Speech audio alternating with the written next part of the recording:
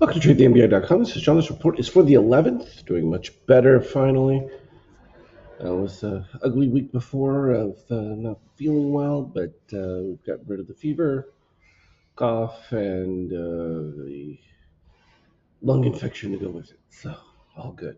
From an ES standpoint, well, of course, there was a lot of excitement. Once Trump and Putin agreed to meet, you would have thought the world got set on fire, at least from a globalist standpoint. They're freaking out. They can't have these two come together because it destroys all sorts of things. And so they're doing whatever they can to make sure that either it doesn't happen or that they can try and thwart anything that does come of it. Not so successful at this particular stage.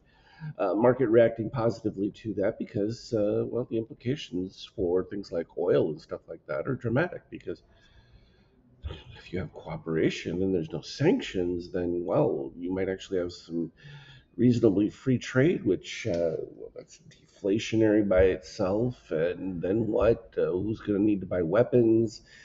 So a lot of problems with all that stuff. Of course, I'm being facetious to some degree, but for a lot of them, especially in Europe, it's some kind of existential threat to survival if they're not battling Russia.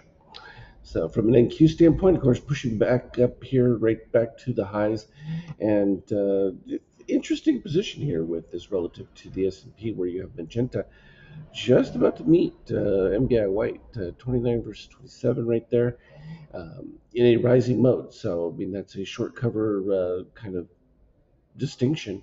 We had this sort of meltdown of the shakeout earlier, but it's already started the histogram build back up. Not quite positive extremes, but right close to the edge. So there's a little trepidation within this, and so it could be just that some believe that it's only temporary relative to this the announcement of what's going on. And of course you're going to hear a lot of jawboning and stuff prior to the Friday meeting in Alaska, and how it interrelates with Zelensky and what happens if the Russians and the Americans reach an agreement, but the Ukrainians don't, or the EU doesn't like it. Those are going to be the new dynamics that, of course, everybody's going to be checking out. And from a Treasury standpoint, Fed is literally become irrelevant. I think Powell's just out to pasture at this particular stage. It's still my belief that the Fed has no desire to cut rates because just traditionally where they've been, and two, it certainly helps their balance sheet because the longer they can go with these higher rates, and since they're the ones deal with most of the treasuries, it will offset all those losses they took from before. We'd have to do the math on how many, years, months, whatever, they would have to maintain them at the higher rates and then flip to lower rates to have the increase spread to cover their balance sheet. Well, that's just basic math, but I'm not interested in doing it. But it does beg a play as to whether or not the Fed is even interested in going back to this idea of terminally lower rates. That was never part of the tradition, even though everyone got used to it from 2010 on. Became free money every time. That was just never the way of things. But of course, you didn't have the debt you had now, which now that sort of matters. So the piece, though, has a dividend benefit on the oil plummeting pretty quickly. I mean, if you end sanctions, then it'd be pretty hard to keep oil above that 60 threshold. Um, you'd have peace breaking out, and then you would then need all the subterfuge of everyone having to ship oil around the world and pretend that it's not coming from the single sources that it's coming from. These are the games that the world plays, but everybody really knows the truth. The euro still artificially, because they still believe that Trump's tariffs that are a disaster, and they're going to lead to inflation, which they cannot seem to find anywhere because uh, their models don't work, but they don't want to be told that. So it's got to come from somewhere. It will someday. They'll be right in the future, maybe. They hope. And in the interim, sticking by their guns and saying that the EU is doing great. Though, even Canada's stealing them and announcing they're not sure they're going to be able to be competitive at all in the U.S. with the tariffs. The U.S. is going to be collecting significantly more from the EU than from Britain, so there's a bonus for them leaving the EU. Uh, and of course, I think still believe that in their mind they just have to wait out Trump and then it'll all end and they'll go back to ripping the U.S. off blindly. From a gold standpoint, this was death knell for the idea of inflation and just craziness.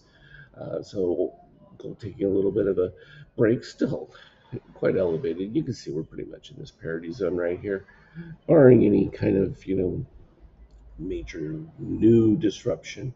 That sort of becomes the base point. What's interesting though is now you got crypto starting to come back alive. Bitcoin had been basing for quite some time here. Nothing really definite changing, but this idea that it's going to become more mainstream from holding it into your 401k, all sorts of other options with ETH and stable coins of that becoming the new rage. Those are all real options, and as long as that exists now, where it hadn't before, this is what's really propelling them. And the case being made for ETH at the 15k range is no more ridiculous than $250,000 for a Bitcoin. So it's all relative to the demand, and if there's continued use, the reality is there's only a certain supply for, particularly for Bitcoin, but even ETH, there's limited growth. So that limited growth is far better than the unlimited growth that you see from regular currencies.